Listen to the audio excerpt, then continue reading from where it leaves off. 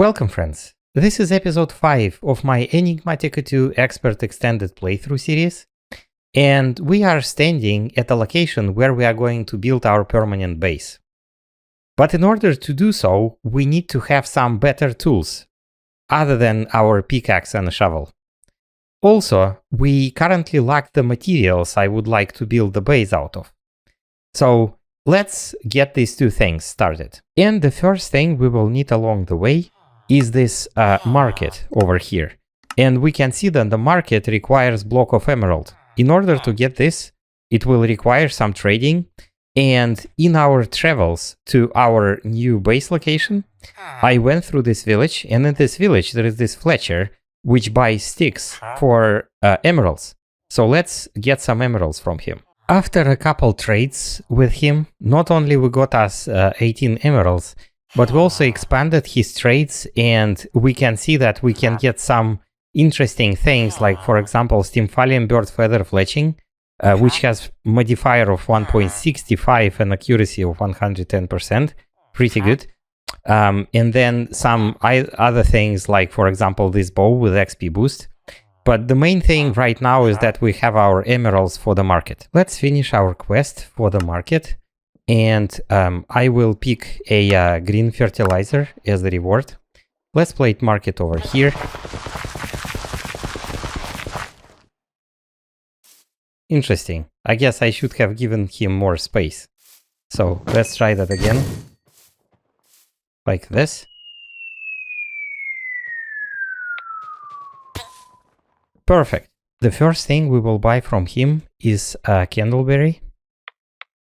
And it costs just 1 emerald to buy. So let's plant it right here and grow some of it. And we are going to use candleberry to produce pressed wax. And you can use pressed wax to produce hardened leather. The hardened leather is a component of a glider wing, which we can put together into a hang glider.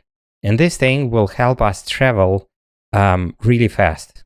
As I was resetting my traps to collect some more leather for the glider, I was crafting these veggie baits which require a bunch of string, and this reminded me to tell you about one of the fastest ways to get the string in this pack. And if you have leaves and you break these leaves using crook, then there is a slight chance it will drop a silkworm. If you will plant a silkworm on the leaves, eventually it will turn leaves to white. You can see the progress bar at the top of the screen. And then when all of the leaves on the tree will turn white, you can see this slowly happening over here. Breaking the white leaves with a crook drops string.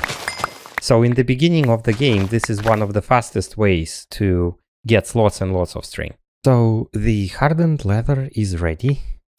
And all we need to finish the glider is the impregnated sticks. They are made in a carpenter, which is quite easy to make. And then the next thing we need is olive oil. And actually we have an olive tree growing just by our tree farm. Let's collect this real quick. And let's hope for a sapling. And actually we got quite a few. So let me plant these olive trees and gather more olives. In the beginning, we don't have to be very elaborate. We just take olives, we place it in a crushing tub, and then we just jump on it. And every time we crush an olive, the tank, which is nearby, you can see that it draws the oil from the crushing tub. And that's the quick way to get a couple of buckets of the oil early game. We can then transfer the oil from the tank into the carpenter, and we can power the carpenter with a couple of survival generators, because again, we are in the beginning of the game, we don't have to be super elaborate. And a single piece of coal burns at 5 RF per tick for 13 minutes in this generator. So basically you load a stack of coal and you can forget about it. And it's not a massive amount of power, but for this carpenter it will just make do. Now that we have a glider ready, we have these 3 items: impulsion wand, hang glider, and slime string. And these 3 things make world traversal much more fun. So the slime string works like this. You pull on it and you jump in the air. Then you can enable glider and you can glide through space. And then you can use impulsion wand to stop your fall real quick. You can also use impulsion wand to kind of speed yourself up and then switch to glider. So I think these three items actually make world traversal much more fun compared to creative flight. Although we will get to the creative flight at certain point, but for now we'll use these three items to move around really quickly. In order to get the better materials for the extra tools we need, we will have to travel to the Nether, and certainly these three items will make a Nether travel much easier. However, one additional thing I would like to make is a bunch of elixirs from rustic. These elixirs will also help us in the Nether.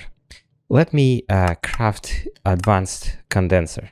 We have built advanced alchemic condenser, and the three elixirs I would like to make is elixir of night vision, elixir of fire resistance, and elixir of speed. And all three of these, they use some sort of components from rustic, and we can get these components from the trader and then grow them ourselves, so this is not a problem. But it's not exactly a problem, but a complication is that the elixir of night vision, it requires spider eyes, which is a drop from a spider. So we need to find us a spider spawner. I am back at the magical forest, and this is the island which we climbed on in episode 3.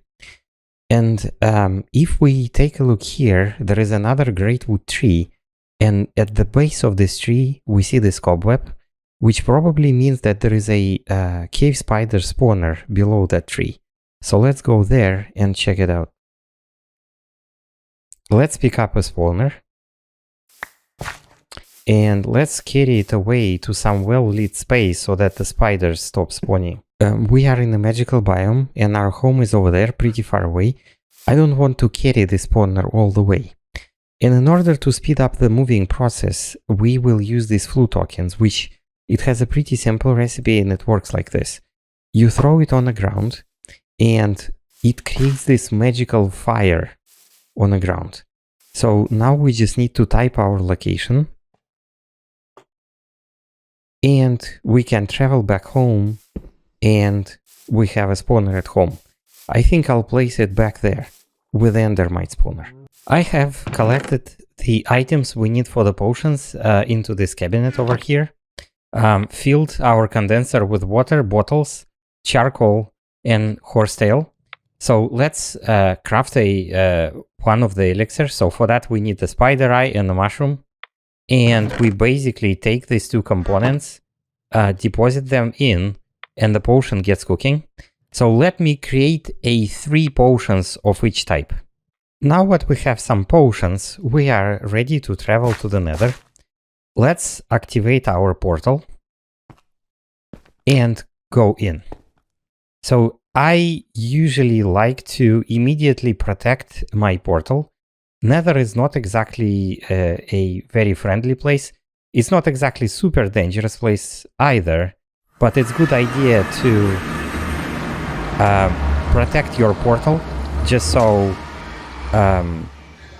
we don't get attacked when we spawn in the Nether. So let me protect this real quick. So this is how our protected portal looks like. Also, I have placed a marker on the map so we can find this place later. So now let's drink elixir of night vision, elixir of speed, and elixir of fire resistance. And we are ready to go around the Nether and explore. And the first thing I want to do is to harvest this cobalt ore. This ore allows us to finish the quest for the cobalt, and I will get this fuse wood, broadaxe hat.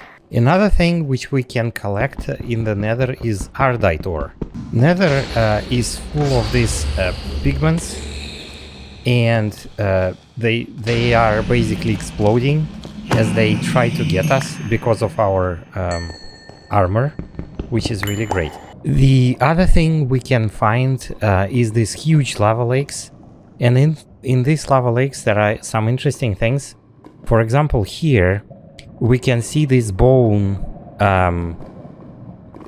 like bone structure, and we can actually harvest this structure for a large amount of these bone blocks, which we can convert to bone meal. Pretty useful. And yet another cool thing we can see are these islands, which are kind of slime islands, except these are a different color slimes. And if we harvest this whole tree, then we'll be able to plant these saplings back at home. So let's try to collect some. And looks like I collected a couple of them. Also, we'll need to get some grass so that we'll be able to plant them back home. And of course, the other big item we are looking for in the Nether is the glowstone. So let's collect some. Our last potion is running out, and so I think it is time to go back home. Back at home, we can take a look at what I found in the Nether. I put everything in this cabinet, almost everything. And a couple notable things are that we have 32 cobalt ore, 25 ardite ore, and then we have a bunch of these Nether equivalents of overworld ores. What's interesting about them is that if we smelt the Nether, let's say lead ore, then we get 2 lead ores. So going to the Nether to mine stuff is pretty good choice, because you get double, effectively, double the ore amount. Now the first thing we'll do with the new ores is create a couple manual sharpening kits. These sharpening kits, not only they allow us to finish the quest for harvest level 8, and in this case my reward will be Prudentium excavator head, but also this will allow us to upgrade our tools, just like Vilified mentioned in the comments a couple videos prior to that, is that our tools will be able to mine at much higher mining level, while still we'll still be able to repair them with a skystone though. Now that we have all these new materials, it is time for us to upgrade our tool station into the tool forge. We will spend quite a bit of iron, but it will be worthwhile in the long run. So with the tool forge, we can craft much better tools, and let's do so. And the first step in our tool making is pretty interesting. So if you remember, we got this Prudentium excavator head from the quest of harvest level 8. And what we are going to do is we are going to take this excavator head and we are going to melt it in a smeltery. And from the molten metal we get, we are going to make 2 Prudentium tough tool rods. So we have our 2 tool rods ready. And then I packed up a bunch of sticks and strings, and this is because we need to travel back to our trader and do some trading for emeralds. And the reason I packed some string is because as we develop this trader, he has the trade string exchange for emeralds and then sticks exchange for diamonds. As you can see, after a little bit of training, we get ourselves 34 emeralds. I have crafted several more things. I transformed emeralds into the large plate, crafted cobalt large plate, and then, again, my favorite material in the beginning of the game, skystone, I made a hammer head out of it. So let's assemble our hammer from all of these things, and let's just take a look at this hammer. First of all, it has a skystone hammer head, which means that we will be able to repair it almost indefinitely because we have a bunch of skystone already collected. Then the Prudentium tool rod, which we got transformed from the shovel head. Because we are repairing the tool with a skystone, we don't have to waste our Prudentium material. This material makes this tool prosperous, meaning it will randomly drop prosperity shards as we mine with it. Then the first large plate is made out of emerald. And emerald has not a very great trait, the elemental trait, not a very great trait for this specific tool. But if you take a look, the durability of this tool is tremendous, 900 durability. So this large plate will help us enhance the tool's durability. And then cobalt large plate, it has pretty high durability, almost 600, but also it has a momentum trait. And if we look here, mining blocks increases your speed as long as you keep going. So if we continuously mine with this tool, it will be able to get ridiculous mining speeds. But this is not all. We can further enhance this tool. If we look at the mining and U-book, under the modifiers, if we look at the embossment modifier, it requires green slime crystal, blue slime crystal, and magma slime crystal, and a block of gold. But then, if you add any of the part of Tinker's construct, what it will have, it will take the trait of that part and transfer this trait over onto the tool we are using. I will do this, and for our material, I will use this night slime binding, which has a unnatural trait. Unnatural trait makes the tool mine faster if its mining level is higher than the mining level of the material we are mining. So let's do this, and you can see that our current mining level is obsidian. So let's boost that. We will use Manulin sharpening kit and a flint to bring the mining level to the Manulin. As the final step, final at least for now, let's also add an emerald to the hammer. As you can see, this brings the durability from 955 to 1432. I am back in our mine. Let's test out the hammer. So you can see in the main hand I have this flint comma with a well-established trait so that we collect experience orb as we do the mining. And this is our hammer in the offhand. Let's try it.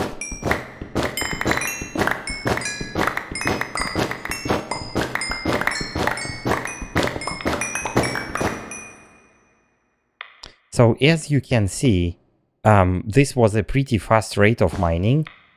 This will allow us to dig for resources really quickly, and then as we are building our base, this will allow us to shape the terrain over there really quick. So we got ourselves a pretty powerful tool, and this is even before I added any redstone to it. So let's see how many of the sky stone it will take to fully repair it, almost fully. And as you can see, just 5 sky stone fully repairs this hammer. So pretty good hammer we have here. The next tool I've built is the Skystone Emerald Excavator. It has exactly same materials as the hammer, however it will work faster than a hammer because of the crumbling trait on a Skystone, so on its head. And this trait allows you to collect the materials which don't require tool faster, mine them faster. So let's test this shovel.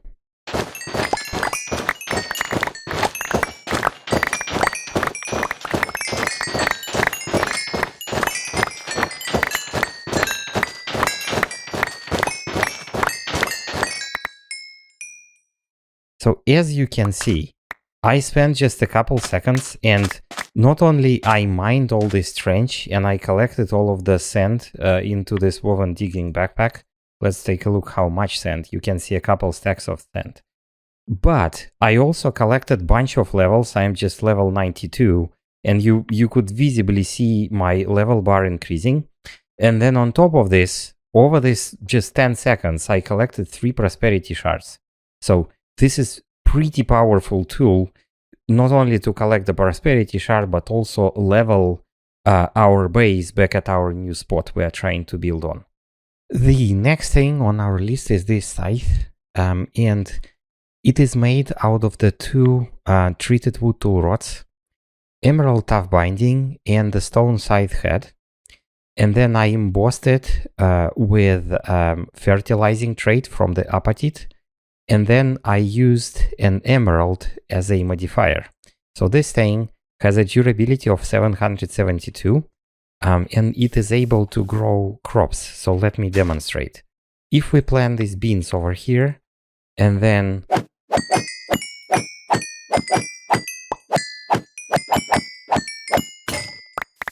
so then it broke, and we were able to collect 32 beans. And then if we go back here, we can fix it using this cobblestone to its full potential using about 12 cobblestone, or sorry, 6 cobblestone. So this is pretty good deal. And this will be a replacement of our crook, which we were using to grow trees and plants. And lastly, I will craft this Ember Dragon Bone Scepter. Very simple and pretty weak, but we just need it early game. And the reason we need it is this quest for the ectoplasm. And it suggests that we should kill spirits with Tinker's Construct Scepter to get ourselves some ectoplasm. So let's try this. In order to show how the scepter works, I went back to the desert and found this pyramid we explored a little while ago. I leveled this with my super fast hammer, and I extracted all the spawners, and I found 3 inside this pyramid into this small little structure. So let's make it dark over here, spawn some mobs, and try to find a spirit. When a mob dies, there is a small chance that the spirit will spawn. So we have the spirit over here. If we swing a sword at it, you see nothing happens. But if we use the scepter, we can kill it, and it drops the ectoplasm. Now that we have some useful tools, I would like to progress a little bit more into the industrial craft. And I would like to get through crafting generator, macerator, extractor, compressor, electric furnace, and metal former. So let's craft these things. In order to make this possible, I have created this forest of rubber trees. And I will be using the tree tap in order to extract the sticky resin out of this. And this will help me create some rubber and progress in industrial craft. This is the design I came up with. I went through the quest line and I progressed up to the metal former. So here we have macerator, extractor, compressor, metal former, all of which are connected to 4 generators.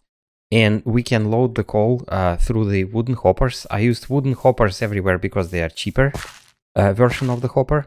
And then we have a chest to place items to be processed and a chest for item extraction. The reason we have built all of these machines in our temporary base and not the permanent base is that besides the tools, the only thing left for us to go construct things in a permanent base are materials. And I would like to automate these materials, cobblestone, stone, sand, clay, and concrete, over here to generate them and then to bring them over to our new spot. So let's get started on this automation. First, we will go to the Nether and tame a foxhound. To tame the foxhound, we need to feed it coal. Now it is tamed. In the latest version of the pack, if you bring this foxhound home, and you make it sit on a furnace, and to make it sit, you right-click it with a piece of coal, then things in the furnace will burn much faster, and then it will require much less fuel. So this foxhound will make burning anything in the furnace much more efficient. The next thing we are going to craft is the cobblestone generator, and the cobblestone generator requires a bunch of these graphite blocks. And I will use this furnace to make graphite from charcoal. One other thing I wanted to mention is that when I'm around this foxhound, I need to take off my armor because of the Hail Hydra trait. All enemies around me keep exploding, and this foxhound, even if it's tamed, is still considered to be hostile mob. So if I put this on, it will start exploding. I will not demonstrate it now, but just to say, if you use a Hail Hydra trait, you need to be careful around your foxhound. Here is how the cobblestone generator works. It will produce 8 cobblestone per second. If you place it onto any container, it will automatically put the cobblestone into the container, as you can see. Here is how the setup for automated cobblestone and a stone generation would look like, with a foxhound happily sitting on a furnace helping us process things quicker, except the setup doesn't work. In Minecraft, you have to load the furnaces from the top, fuel goes to any of the sides, and the result extracted from the bottom. So in this case, because the foxhound is sitting on the top of the furnace, we cannot really load anything from the top, and that's a problem. So we need to fix it. And the way we are going to get around that is using the XNet. So in order to get in this mini gate, we need to craft a network cable, which requires some carbon plate, which is made in a compressor from raw carbon mesh, which are made from pulverized coal. So let's get some coal pulverized. We can see that processing coal in a macerator without any upgrades is awfully slow process, And we can speed things up in the beginning of the game using this cool item which is called time in a bottle. So let's craft it. To make time in a bottle, we'll need a couple of things we don't yet have. One is this flux materials, which you can create if you crush redstone between obsidian and the bedrock like this. And the second thing is this experience imbue, which you can make in the imbuing station like this. The last thing we'll need is a little bit of canola.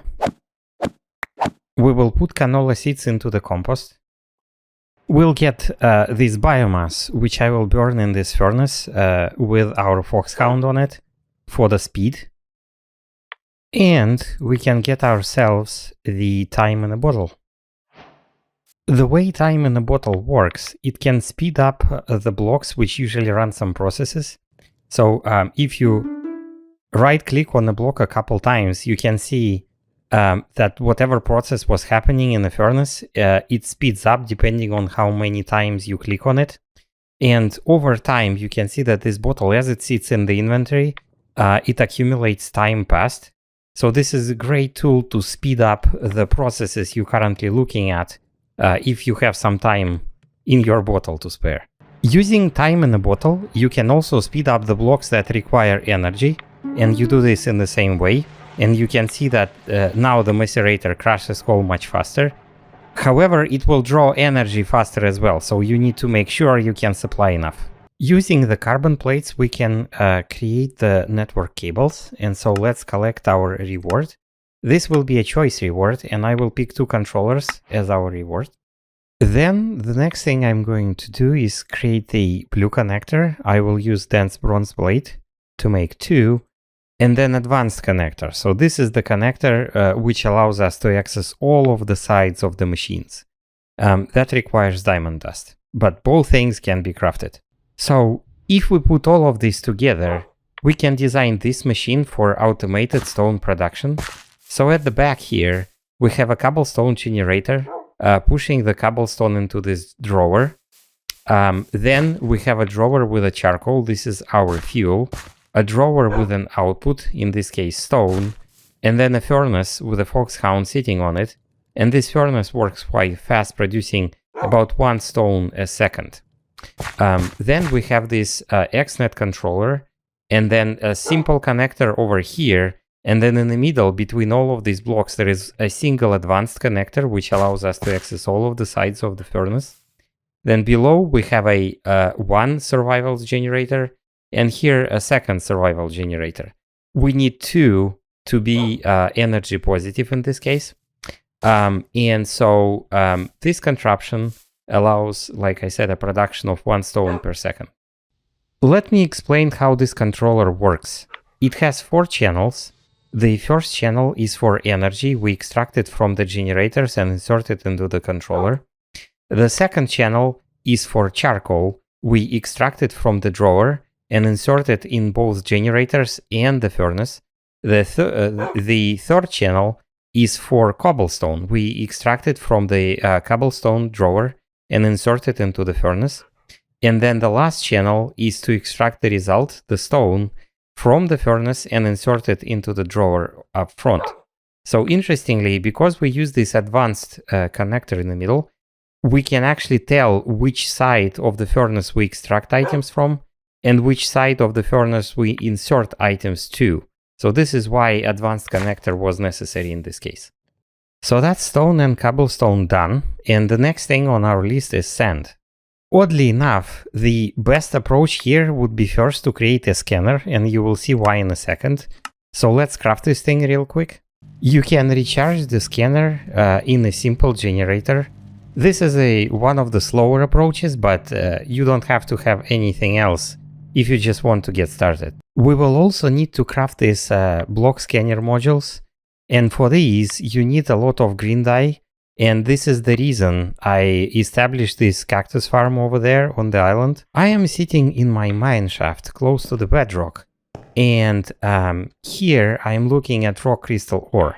So if I right click with a block scanner module on it, it will say that it's configured for rock crystal ore, and then I can insert this into my scanner and I can scan for this specific type of ore. There is another way to find the rock crystal ore other than just bumping into it. If you hold a resonating wand in your hand, you will see these bright particles coming from the ground. And this is where the rock crystal ore sits underground. So basically, when you see these particles, you need to dig down to the bedrock.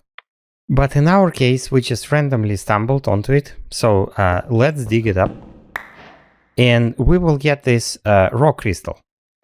We can use our rock crystal back in the desert. If you remember, we found this shrine. And if we place the luminous crafting table and the crafting recipe for the light well, we can then use our resonating wand to right click on the table. After some particle effects, we will get ourselves this light well. We are back at our base, and let me show you how the light wells work. You basically put one down and then you deposit an aquamarine on top of it. And as you can see on the screen, at the top of the screen, we started accumulating liquid starlight inside our light well. So let's wait until we get about 1 bucket's worth. I got myself a 1 bucket of a starlight from the light well. And let me highlight some properties of it. So first of all, if you place it, you see that it spreads much faster than water. That's one thing. A second thing, if you jump into it, you are getting yourself a night vision, which is pretty cool. And lastly, if you mix it with lava, let me highlight that, you are getting sand, and the sand is produced rather quickly, so this can be used to mass produce sand. We can combine all of these ideas in a setup like this, and let me show you how it works. This is pretty simple. So it's just a couple levers, couple redstone torches, and a couple sticky pistons moving the blocks. And so what you can make with this is you can make the liquid starlight flow, then you combine it with the lava, and then it drops, and you know in Minecraft, any dropping block like a sand or gravel, if it hits a torch or a redstone torch, it will drop as an item and you can pick it up. So we can stop the flow and then block off the lava and collect the sand which is produced. And you can see that we are collected about 2 stacks of sand. So this makes the sand production rather quick and efficient. Even if it is very efficient, we still have to stay here and collect the sand manually. Maybe we can do something about that. When I traveled toward our new base location, I found this tower over here. And you can see in this tower there are a couple spawners. And I am very specifically interested in this skeleton spawner. So let's drag it outside. And actually right next to the tower, I found this spider den, which had a couple more spider spawners. So maybe at some point I'll bring this home. But let's just bring this skeleton spawner home. I have brought the monster spawner back home. And then inside the hydrator over there, I made myself a piece of mycelium. Then if we place a stone barrel on top of it, and then place some water, you can see at the top of the screen that water will start transforming into witch water slowly. While witch water is cooking, I have built this small house here, and I have put the skeleton spawner over there, so that when there is no light, and you can see there is a place for skeleton to spawn, they spawn and we can kill them. Now, let's grab a bucket of witch water, get at the back of our spawner house, and deposit witch water over here. Let's close the gap, and let's go back to the entrance. As you can see, as soon as the skeleton spawns and hits the witch water, it transforms into the wither skeleton. And then either through explosions or just hitting them, they get killed, and all of the items that drop are pushed by the witch water over here for us to pick up. We can take 2 of the wither bones we have collected and turn them into the wither dust. Now we can make an ender hopper. Not only ender hopper collects items around it and deposits it into the storage below, but it also breaks the falling sand, as you can see here. So that way, we got ourselves a hands-free sand collection system, which produces sand really, really fast. Next thing on our list is clay production. Making clay is a very straightforward process. So we are using this pump, which we got as a quest reward. We power it using survival generator again. We push the water out through a series of fluid tanks, and then eventually we are pushing it into the stone barrel. So if we deposit the dust into the top drawer, the drawer pushes the dust into the water, it gets converted into the clay and deposited below. But obviously the process depends on the dust, and we don't have too much, so let's think about how to get more. To do this, I have improved our hammer. So now it is made out of the copper tool rod, skystone / hammerhead, and night slime binding. I have also fortified it as manulin, and then I added an excavate modifier and a double compressed diamond hammer modifier, which we got as a reward. So then we can use this hammer by compressing the sand and then compressing it one more time. Then we can deposit all this double compressed sand on the ground. And then we can use this skystone hammer to break it all. And we get a huge amount of dust very quickly. And obviously the sand is now mass produced, so we don't have to worry about that. The last thing on our list is concrete. The setup for the concrete looks very similar to our clay setup. Same idea for the water, except in order to get the concrete powder, we need to combine bone meal, gravel, and sand. And we use this in the packager. And of course, bone meal we can get from bone blocks we can mine in the Nether. The sand is produced over here in large quantities. And then it's just a question of getting gravel. However, we can get all the gravel in the world using the hammer we made before. And as you can see, we can very quickly get some gravel through the stone, which again, we make infinite amounts of. Now that we have all these crafting materials, we need to think about how to carry them around. And I think a good choice is this dunk null device. Basically, it allows to carry a bunch of stacks of various materials and quickly switch between them. So let's craft this thing. In order to get more coal for this dunk null device, I was exploring the Mamhu village we discovered earlier, and I was mining coal in this mine, which is next to the village. And in the same mine, I found something really interesting. I found this archaeologist guy, and this archaeologist was selling this archaeologist hat. In the description of the hat, it says increases gem drop when mining by 100%. So I will be really interested in testing this hat, and especially how it combines with the fortune upgrade I can put on my pickaxe. Very interesting. I have crafted myself a dunk null. In fact, I crafted myself an upgraded version of it. And if we open it up, we have several slots where we can place different items. And these items will be auto-harvested into these slots if we find them in the world.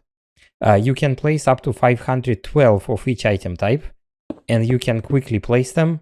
And Control plus scroll changes between block types. So we can quickly build using different blocks, and this is what I intend to do in our new base here. So here we are in our new base location. We have a set of great tools which will help us to level some of these hills over here and in general tidy up the place. Our dank null is full of construction materials which are currently being automatically crafted in the chunk loaded areas of our starter base. And I am very eager to start building in this place. However, unfortunately, this will have to wait until our next episode. But for now, I would like to thank you all very much for watching, and I would love to see you all next time. Same place.